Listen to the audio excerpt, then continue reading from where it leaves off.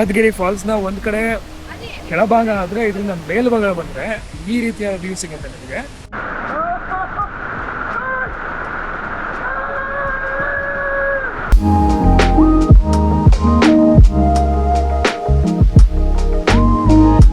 ಸಂಚಾರಿ ಸಿದ್ಧಾರ್ಥನ ಮುಂದಿನ ಪಯಣ ನಮ್ಮ ಈ ಬೆಟ್ಟಗಳ ನಾಡು ಚಿಕ್ಕಮಗಳೂರಿನ ಕಡೆಗೆ. ಸಹ್ಯಾದ್ರಿ ಬೆಟ್ಟಗಳು, ವೆಸ್ಟರ್ನ್ ಘಾಟ್ಸ್ನ ತಪ್ಪಲಲ್ಲಿ ಇರ್ತಕ್ಕಂಥ ಚಿಕ್ಕಮಗಳೂರಿನ ಈ ಒಂದು ಮಾನ್ಸೂನ್ ವೆದರ್, ಹಾಗೆ ಈ ಜುಲೈ ಮಂತ್ ಜಿಗಿ ಬೀಳ್ತಾ ಇರ್ತಕ್ಕಂಥ ಮಳೆ ಜೊತೆಗೆ ನಾನು ನಮ್ಮ 20 ವರ್ಷದ ಸ್ನೇಹಿತರು ಜೊತೆಯಲ್ಲಿ ಸೇರಿಕೊಂಡು ಹೋಗ್ತಾ ಇದ್ದೀವಿ. ಜೊತೆಗೆ ನಿಮ್ಮನ್ನು ಕರ್ಕೊಂಡು ಹೋಗ್ತಾ ಇದ್ದೀವಿ ಚಿಕ್ಕಮಗಳೂರಿನ ಕಲ್ಲತ್ತಗಿರಿ ಫಾಲ್ಸ್ಗೆ.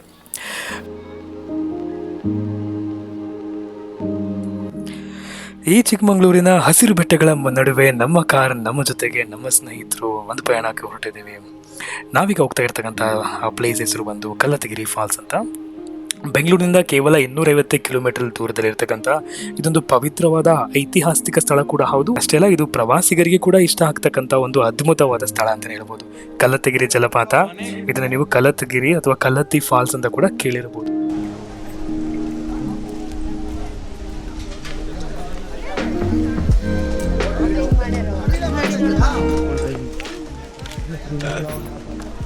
ನಮ್ಮನ್ನು ಆಗ್ತೀರಾ?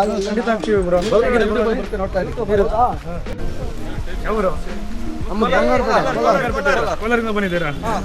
ಇನ್ಸ್ಟಾ 360 ಅಲ್ಲೇ ಬೆಳಿಗ್ಗೆ ನಾವು ಇವುದೇ ಫಸ್ಟ್ ಪ್ಲೇಸ್. ಫುಲ್ ಮಳೆ ಅಲ್ವಾ? Hi, okay bye. Okay bro, subscriber ಎಷ್ಟಿದ್ದಾರೆ?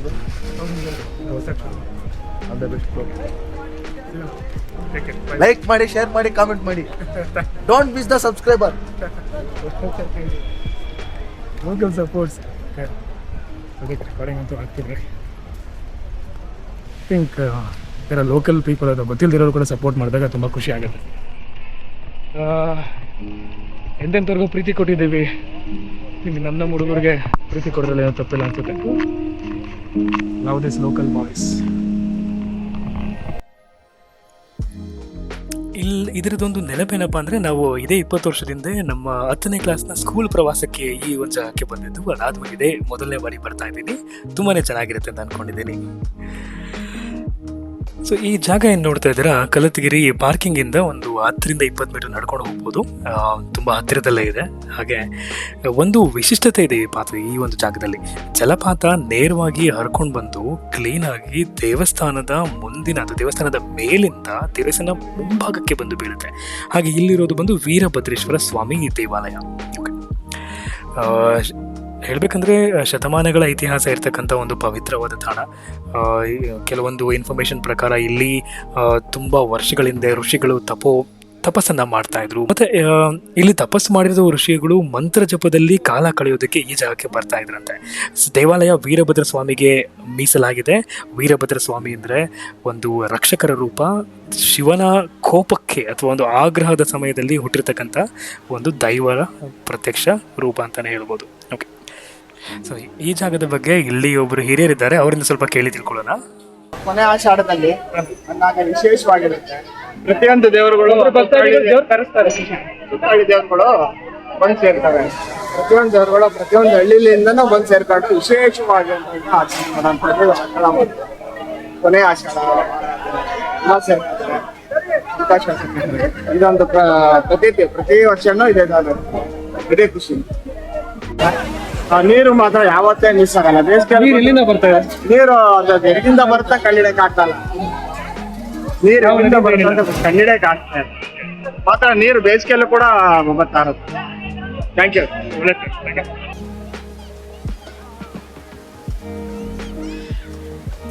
ಇಲ್ಲಿ ಇನ್ನೂ ಕೆಲವೊಂದು ಶಿಲಾಲೇಖೆಗಳಿಂದ ಕಾಣಬರುತ್ತೆ. ಅಂದರೆ ದೇವಾಲಯದ ಈ ಶಿಲ್ಪಕಲೆ ಏನು ಕಾಣ್ತಾ ಇದೆ, ಬಂಡೆ ಮೇಲೆ ಕೆತ್ತಿರೋದು ಶಿವನ ವಿಗ್ರಹ ಅಂತ. ಶಿವ ಅಂದರೆ ಅಷ್ಟೇ ಅಲ್ಲದೆ ವೀರಭದ್ರೇಶ್ವರ ಸ್ವಾಮಿ ಕೂಡ ಶಿವನ ಅವತಾರನೇ. ಸರಿ, ಈ ಒಂದೇನು ಕಲ್ಲು ನಿಮಗೆ ಕಾಣ್ತಾ ಇದೆ, ಇದು ಒಂದು ಆನೆಯ ಆಕಾರದಲ್ಲಿದೆ. ಮುಂದಿನ ಭಾಗ ನೀವು ನೋಡ್ಬೋದು, ಆನೆಯ ಸೊಂಡಿಲು ಮತ್ತು ಆನೆಯ ಮುಖವನ್ನು ನೀವು ಕಾಣಬಹುದು. ದೇವಸ್ಥಾನದ ಒಳಗಡೆ ಹೋಗೋಣ. ಒಳಗಿನ ಕೂಡ ನೀವು ವೀರಭದ್ರ ಸ್ವಾಮಿಯನ್ನು ನಿಮಗೆ ದರ್ಶನ ಮಾಡಿಸ್ತೀನಿ, ಬನ್ನಿ ಜೊತೆಗೆ.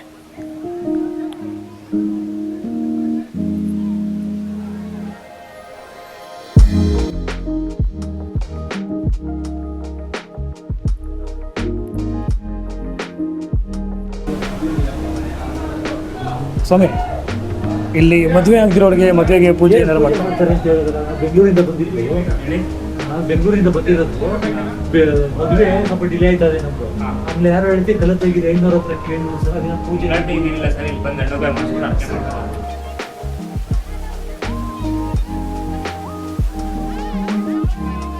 ನಾವೊಂದು ಒಳ್ಳೆ ಸಮಯದಲ್ಲಿ ಬಂದಿದ್ದೀವಿ ಅಂತ ಅನ್ಕೊಂತೀನಿ. ಇಲ್ಲಿ ಬನಶಂಕರಿ ಅಮ್ಮ ದೇವರ ವಿಗ್ರಹಕ್ಕೆ ಇಲ್ಲಿ ಅಭಿಷೇಕ ಆಗ್ತಾ ಇದೆ. ಈ ನೀರಿನ ಒಂದು ವಿಶೇಷ ಏನಪ್ಪ ಅಂತಂದರೆ, ಎಲ್ಲೇ ಒಂದು ದೇವಸ್ಥಾನ ಸುತ್ತಮುತ್ತ ಒಂದು ಪ್ರತಿಷ್ಠಾಪನೆ ಮಾಡ್ತಾರೆ ಅಂದರೆ ಆ ದೇವಸ್ಥಾನದ ದೇವರನ್ನ ವಿಗ್ರಹವನ್ನು, ಗರ್ಭಗುಡಿ ವಿಗ್ರಹವನ್ನು ಇಲ್ಲಿ ತಂದು ಅದನ್ನು ಅಭಿಷೇಕ ಮಾಡಿಸಿ ಗಂಗೆ ಪೂಜೆಯನ್ನು ಮಾಡಿ ಇಲ್ಲಿಂದ ನೀರನ್ನು ತೆಗೆದುಕೊಂಡು ಹೋಗ್ತಕ್ಕಂಥ ಒಂದು ಪ್ರತೀತಿ ಕೂಡ ಇದೆ. ಇಲ್ಲಿ ಬನಶಂಕರಿ ಅಮ್ಮ ದೇವರು ತಿಪ್ಪಗೊಂಡನಹಳ್ಳಿ ಗ್ರಾಮಸ್ಥರು ನಮ್ಮ ಜೊತೆ ಇದ್ದಾರೆ. ದೇವರ ಪೂಜೆ ನಡೀತಾ ಇದೆ.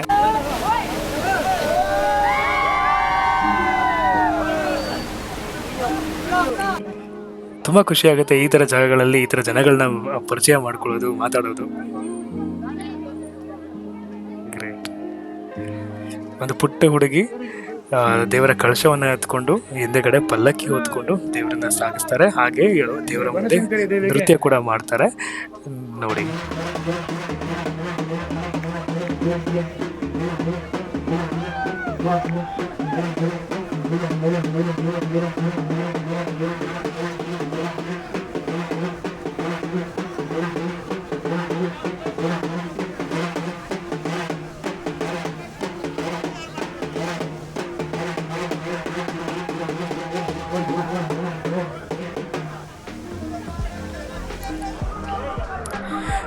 ಈ ಜಲಪಾತದ ನೀರಿಗೆ ತುಂಬಾ ವಿಶೇಷ ಮಹತ್ವ ಇದೆ. ಇಲ್ಲಿ ಸ್ಥಳೀಯರು ಹೇಳಿದೇನಪ್ಪ ಅಂದರೆ, ಈ ನೀರಲ್ಲಿ ಸ್ನಾನ ಮಾಡಿದ್ರೆ ಯಾವುದೇ ತರಹದ ಚರ್ಮದ ಕಾಯಿಲೆಗಳು ಅಥವಾ ಒಂದು ರೀತಿಯ ಮನಸ್ಸಿನ ಅಶಾಂತಿ ಕೂಡ ದೂರ ಆಗುತ್ತೆ ಅಂತ ನಂಬ್ತಾರೆ.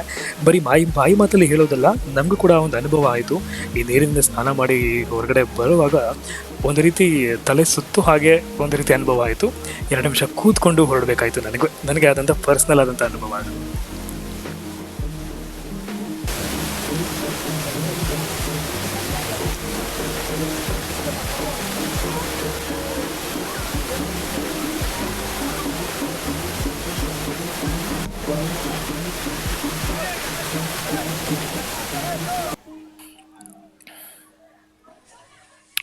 ಕಲತಗಿರಿ ಜಲಪಾತದ ಪಕ್ಕದಲ್ಲೇ ಇರತಕ್ಕಂಥ ಈ ಸಣ್ಣ ಜಾಗ ಮೆಟ್ಲಿಗಳಿಂದ ಹತ್ತಿ ಜಲಪಾತದ ಮೇಲ್ಭಾಗಕ್ಕೆ ಹೋಗೋಣ, ಅಲ್ಲಿಂದ ನೋಡೋಣ ಹೇಗೆ ಕಾಣುತ್ತೆ ಅಂತ ಹೇಳಿ.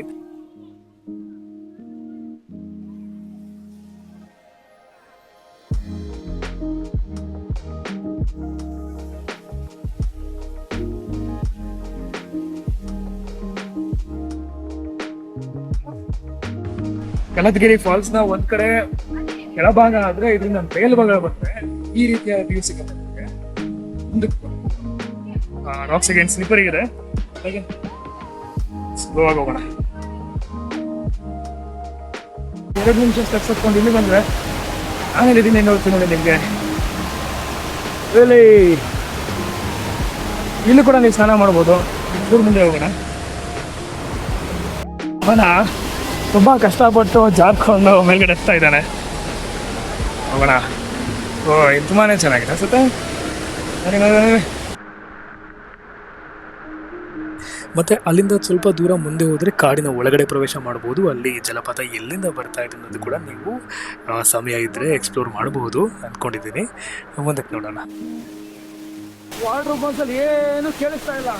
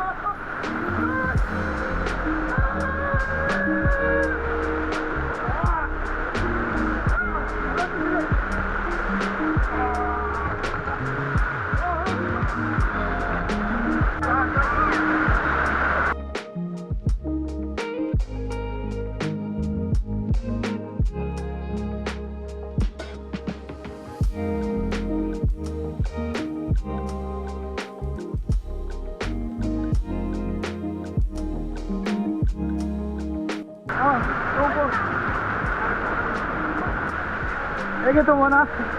ಸೂಪರ್ ಆಗಿತ್ತು. ಗಲತಗಿರಿ ಫಾಲ್ಸಲ್ಲಿ ಫಸ್ಟು ಟೈಮೇನು ಸ್ನಾನ ಮಾಡ್ತಾ ಇರೋದು ತುಂಬ ಚೆನ್ನಾಗಿತ್ತು.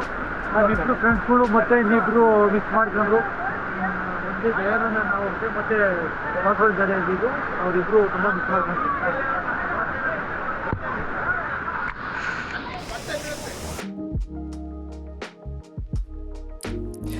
ಇದೊಂದು ಡಿವೈನ್ ಫೀಲಿಂಗ್ ಅಂತಲೇ ಹೇಳಬೇಕು. ಇದೊಂದು ಕೇವಲ ಪ್ರವಾಸಿಗರ ತಾಣ ಅಲ್ಲದೆ ಒಂದು ಪವಿತ್ರ ಸ್ಥಳ ಕೂಡ ಆದ್ದರಿಂದ ತುಂಬಾ ಖುಷಿ ಆಗುತ್ತೆ, ಮನಸ್ಸಿಗೆ ಒಂದು ನೆಮ್ಮದಿ ಕೂಡ ಸಿಗುತ್ತೆ. ಸೊ ಜಲಪಾತ, ವೀರಭದ್ರ ಸ್ವಾಮಿ ದೇವಸ್ಥಾನ, ಆಶೀರ್ವಾದ, ಜನಪ್ರಚಾರ ಇರುವ ಹಾಗೆ ಇಲ್ಲಿ ಈ ಗುಹೆಗಳು ಅಥವಾ ಏನು ಶಿಲಾಲೇಖೆಗಳಿದ್ದಾವೆ ಕೆಲವೊಂದು ವಿಜಯನಗರ ಸಾಮ್ರಾಟರ ಸಮಯದಲ್ಲಿ ಮಾಡಿದ್ದು ಅಂತ ಕೂಡ ಹೇಳಲಾಗುತ್ತೆ. ಹಾಗೆ ಈ ಗುಹೆ ಹಿಂದೆಗಡೆ ವೀರಭದ್ರ ಸ್ವಾಮಿ ಕೂಡ ತಪಸ್ಸು ಮಾಡಿದ್ದಾರೆ ಅಂತಕ್ಕಂಥ ಕೂಡ ನಂಬಿಕೆ ಇದೆ. ಇದೊಂದು ಕೇವಲ ಪ್ರಕೃತಿಯ ದೃಶ್ಯ ಅಥವಾ ಒಂದು ಪ್ರವಾಸೋದ್ಯಮ ತಾಣ ಅಷ್ಟೇ ಅಲ್ಲ, ಇದೊಂದು ಪವಿತ್ರವಾದಂತಹ ಶ್ರದ್ಧಾ ಸ್ಥಳ ಕೂಡ ಹೌದು. ಬಹಳಷ್ಟು ಜನ ಬಹಳ ಪ್ರದೇಶಗಳಿಂದ, ಬಹಳ ಜಿಲ್ಲೆಗಳಿಂದ ಇಲ್ಲಿಗೆ ಪ್ರವಾಸ ಮಾಡ್ತಾರೆ. ಹರಕೆ ಕಟ್ಟೋದು ಮತ್ತು ಹರಕೆ ತೀರಿಸೋದು ಇಲ್ಲಿ ಕಾಮನ್ ಆಗಿ ನಡೀತಾ ಇದೆ. ಓಕೆ, ಇಷ್ಟನ್ನ ಹೇಳ್ತಾ ಈ ಒಂದು ವ್ಲಾಗ್ನ ಇಲ್ಲಿಗೆ ಎಂಡ್ ಮಾಡ್ತಾ ಇದ್ದೀನಿ. ನೆಕ್ಸ್ಟ್ ವ್ಲಾಗ್ನಲ್ಲಿ ಮತ್ತೆ ಸಿಗೋಣ ಮತ್ತೊಂದು ಬ್ಯೂಟಿಫುಲ್ ಪ್ಲೇಸ್ನ ಜೊತೆಗೆ. ಅಲ್ಲಿವರೆಗೂ ನಿಮ್ಮ ಸಂಚಾರ ಸಾಗ್ತಾ ಇರಲಿ ನಮ್ಮ ಸಂಚಾರಿ ಸಿದ್ಧಾರ್ಥನ ಜೊತೆಗೆ. ಅಲ್ಲಿವರೆಗೂ ಎಲ್ಲೇ ಇರಿ, ಹೇಗೆ ಇರಿ, ಚೆನ್ನಾಗಿರಿ, ನಗ್ನಗ್ತಾ ಇರಿ, ಖುಷಿಯಾಗಿರಿ ಅಂತ ಹೇಳ್ತಾ thank you for watching. Bye bye.